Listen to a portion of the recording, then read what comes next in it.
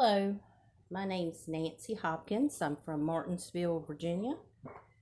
Uh, Lived here most of my life and 61 years old and happily married for 35 or 36 years now. Uh, I decided that it is time for me to share with you some of the things I've had happen in my lifetime in the last few years. Blessings from God. It's an amazing thing what I have seen. And I know in my studies that if someone had these experiences, I would love for them to share them so that I might be able to hear what they had seen and how it felt. Because we all question life after death. I mean, not question that Jesus saves us. I don't mean that. We don't know what it happens exactly, and I certainly don't know even yet. But I have experienced some things in the supernatural world, and I would like to share them with you. I guess let's start with the fact that my father was on oxygen for 15 years. He was a smoker, and um, he quit smoking, but it was too late, and he had to go on oxygen. Prior to this, he was a strong man. He was so strong. It was hard to see him fade so fast. And being on oxygen, the weakness is just truly amazing that what they have to go through. My heart goes out to any of you all that have to be on oxygen because it's it changes your whole life. It changes your ability to do anything. You're dependent upon a tank, and you can only go so far. You always have a cord attached. But he did pretty good for a while. And then in 2009, my mother was still alive and helping to take care of him. I would go by and do things. And she just had congestive heart failure March 2009. We had no idea, on her 73rd birthday, and she passed away quickly. And so Daddy by that time was in the bed, basically all the time. He was unable to really get out or do anything. He was simply laying in the bed, but he was to himself. Um, he After she passed away, I quit my job and moved in to take care of him because, you know, I'm a daddy's girl. All us daddy's girls do that. We take care of our dads. And I did not want to see him have to leave his home and live in a nursing home of some sort. So I stayed there with him, and he was throughout his life. He went to church. He did go to church, but not every Sunday, not every week. In fact, he was kind of a once a month kind of churchgoer. He had deep faith, I think, but being his daughter, questioned some things in his life. He was a Mason, but he wasn't a high up Mason. He was just on lower levels, and his handshake was his word, and he was going to, if he told you he would do something, he was going to do it, and that's how he lived his life.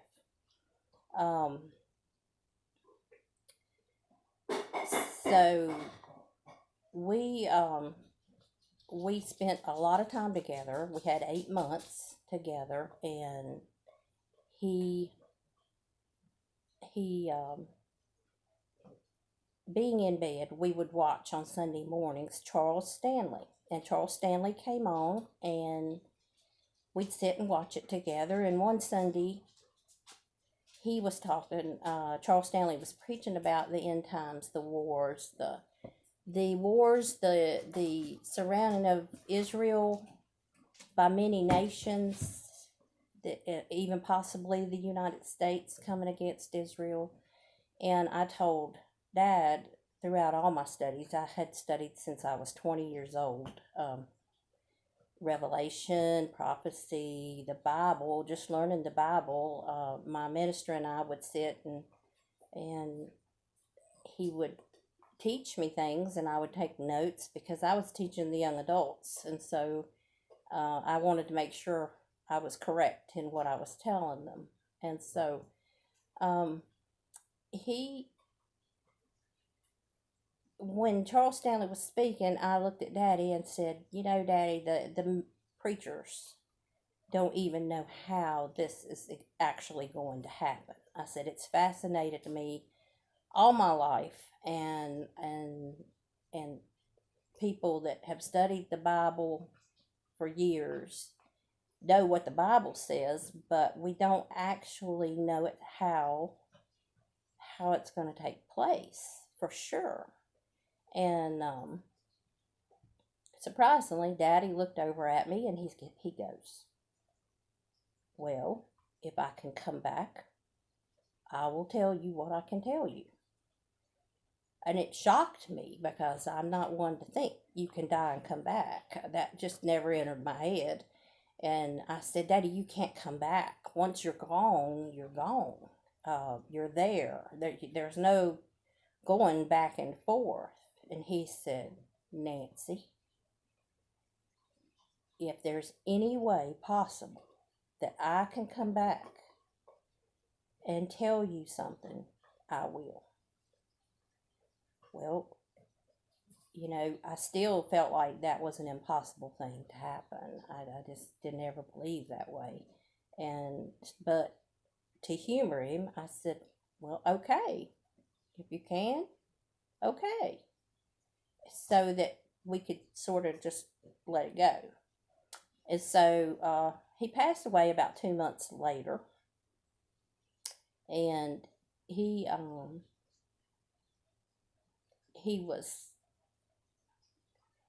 he died, and then of course we had all the funeral stuff going on, and honestly, after that particular day, I never once thought about that again, about him saying that to me. I just sort of sloughed it off and never thought about it again. It just wasn't something I kept in my mind. And so once you get through all of the rigmarole when someone passes away, all the things you must do, um, it was definitely out of my mind. I didn't think about it.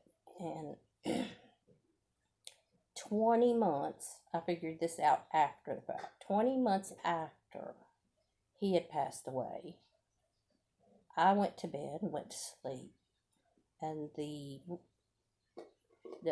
aura in my sleep got really really dark. It's hard to explain it, but it's like it was already dark, but it got even darker.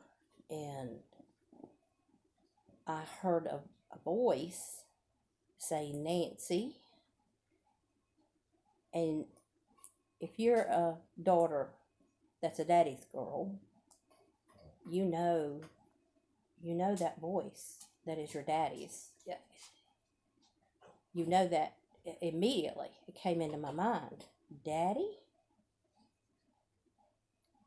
And he said, "Nancy." Then I could see an image of him. He was a banker in his lifetime, and so he wore suits and ties. And I saw an image, and his arm was like this, and he had on a suit and a tie, but it was all dark. It was there. You could see him a little bit.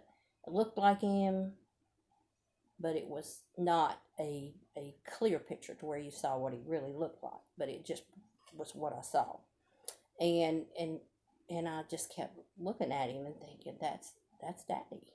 And in in for me, in my instance, the only way I can explain it is it's almost like a projector where somebody pulls out a picture and puts another one in real quick, and you're at a different scene. I don't know if things move so fast in the supernatural world that it was just that he was that quick. But then the next scene in my mind was Daddy was kind of hovering in the air, so to speak. I mean, I could see his whole body. Uh, he had his dark hair. He always had black hair. Uh, he had a square jaw. His face, the shape similar to mine, because everybody always said we looked just alike. And but he was younger.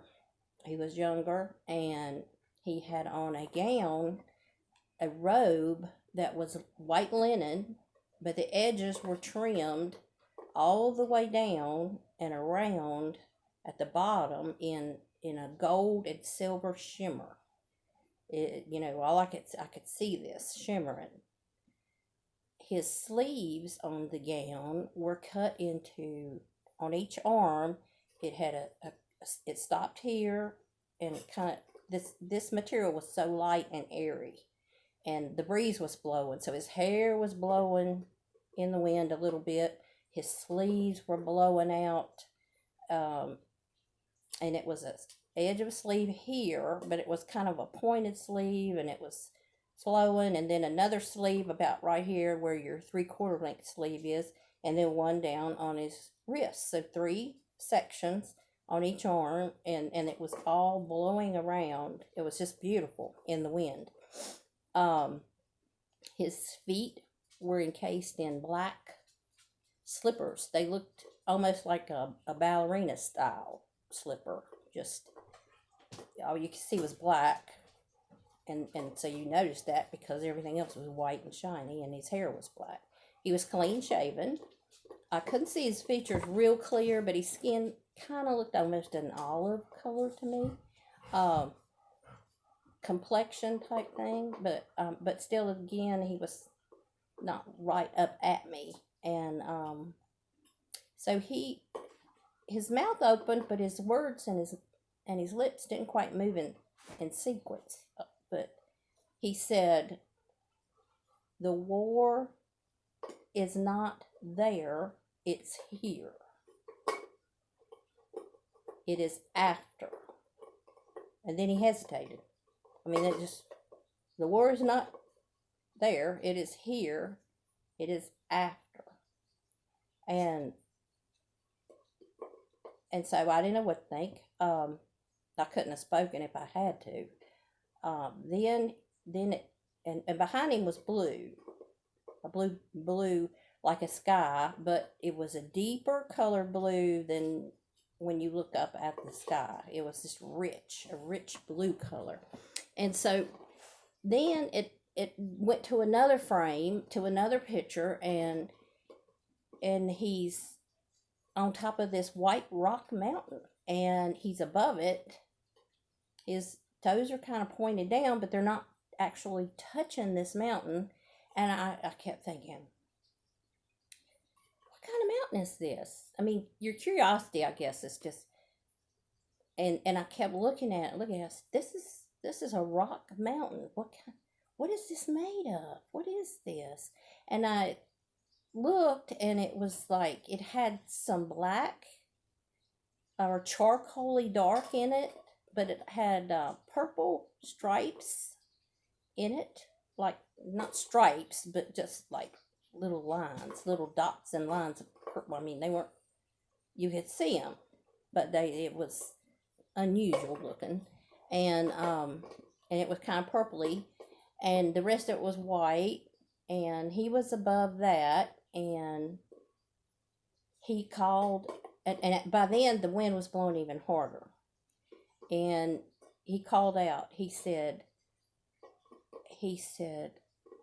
"We are at war," and he yelled it loud, and he lifted his right arm, lifted his arm up to his side, I guess, kind of like that, and he was sideways to me, and this sword he was holding a sword that was silver, a silver sword, and looked like it had a shimmer of gold on it, and it was pretty long, and I was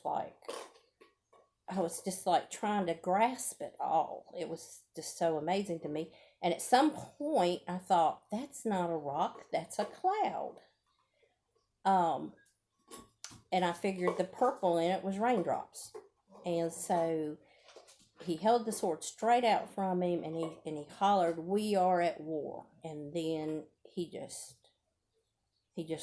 uh, I guess at that point I woke up. He went away all at one time. It was just quick, and I was laying back in my bed, and I started meditating on it a little bit, dwelling on it, and I was filled with sadness and a heavy heart because I kept thinking.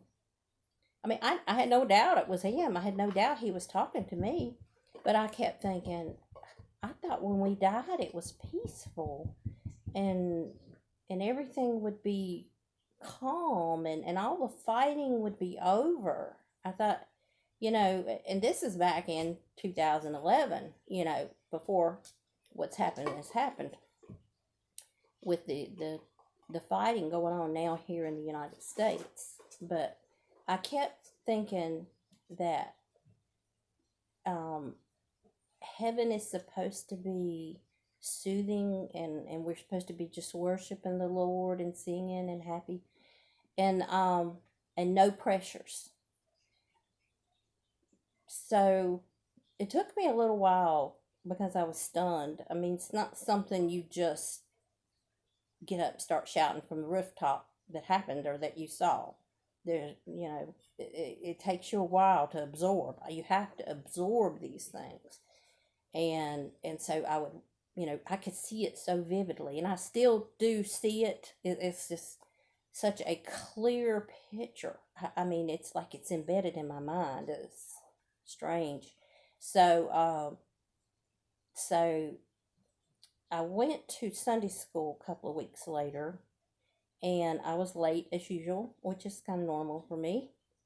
And they were actually getting ready to leave the classroom, and they were all talking about this book by Colton Burpo and Todd Burpo, and I didn't know about it. I hadn't read it, and so they were telling me, you need to go get the book. It's amazing. And so I went that Sunday afternoon and picked up the book and read it, and I got to the part. I mean, I can associate the part where Colton is talking about seeing his dad in the war, and he couldn't remember if his dad had a sword or a bow and an arrow.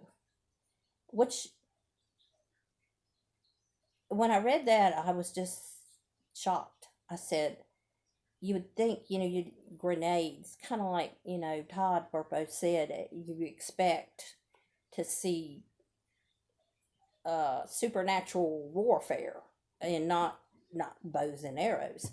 But so when I read that, I was so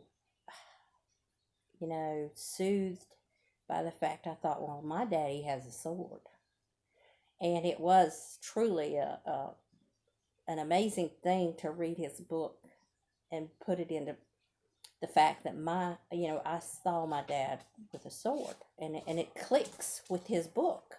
So I have to give a shout out to the book, because I really think Colton saw what he said he saw, and I really think those things happened. It's amazing. It's truly amazing, and this is not all that I have seen and experienced. This was the beginning. This was just the beginning, and so I don't want to make this too long this first time, and I'm gonna call it quits for this one now. But I will be making more, and to explain more of things that I have seen. I have seen angels. I've seen them appear right beside me in the daylight and disappear right beside me. And I assure you, anything I say is true. I mean, why would I lie? I'm a firm believer in Jesus Christ. I would think I would be severely punished if I made things up to put out there for you guys. So, no, I'm not lying. I'm telling the honest truth. And I just feel like it's time to share these amazing things, because I feel like the time is really getting short. We need to be ready to go. And I wanted to share that with you, and I thank you, and I'll be back again, perhaps not too long from now, with another update on the next thing that I saw and interacted with. Thank you very much.